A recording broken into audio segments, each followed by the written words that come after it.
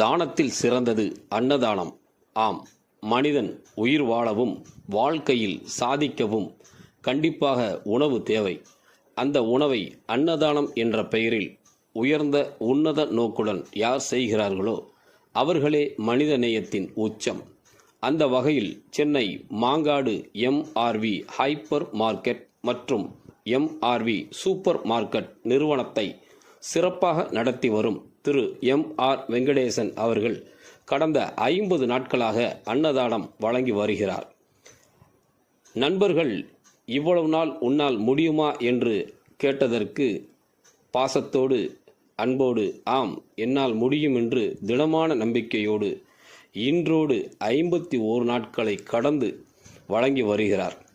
தனி ஒருவனுக்கு உணவில்லை எனில் ஜகத்தினை அழித்திடுவோம் என்று மகாகவி பாரதி சொன்னார்.